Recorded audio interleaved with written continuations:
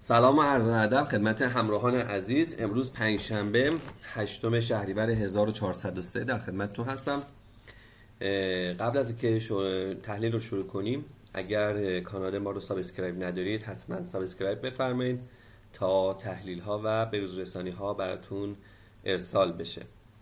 خب امروز از گروه کاشی و سرامیک نماد کترام رو میخوایم با هم بررسی کنیم.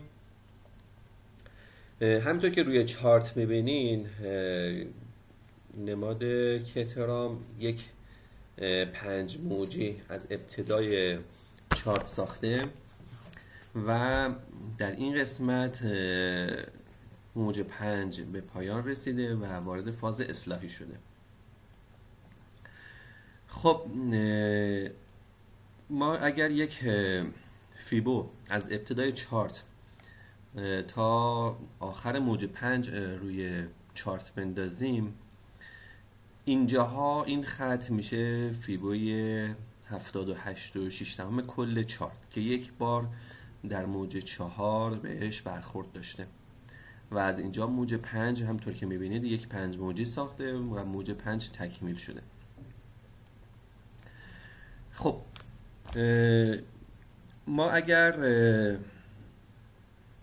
از ابتدای موج 5 یک فیبو روی موج 5 بندازیم،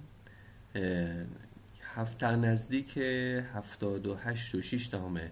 از موج 5 رو الان اصلاح داشته که طی حالا موج شماری که اینجا انجام دادم براتون ببینید یه موج 1 2 اینا ریز موجه های 3 4 و موج 5 که خود موج 5 هم 1 2 3 4 و 5 که به نظر میرسه این یک موج A باشه که فعلا به پایان رسیده و حالا احتمالاً یک سه موجی در قالب موج B بالا بیاد و مجددا وارد فاز اصلاحی بشه برای موج C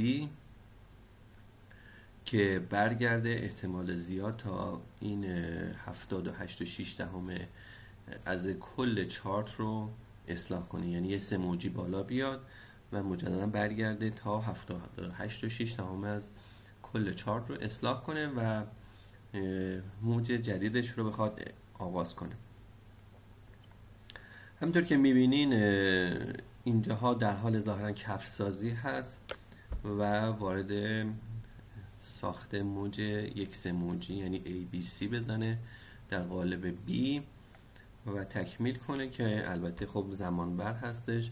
باید با چارت پیش بریم با بازار و میتونیم حالا اگر این قسمت رو که این کف رو شکست وارد پوزیشن بای بشیم، یا اگر کمریستر میخواین عمل کنین این کلاستری که اینجا تشکیل شده شکست، میتونین ازش پوزیشن بای بگیریم تا انتهای موج بی باشیم و بعد از اینکه موج بی تمام شد و خواست وارد اصلاح موج سی بشه ازش خارج بشیم. امیدوارم که این تحلیل براتون کاربرد داشته باشه و ازش استفاده برین. تا تحلیل و بروزرسانی دیگه شما رو به خدای بزرگ میسپارم. خدا نگهدار.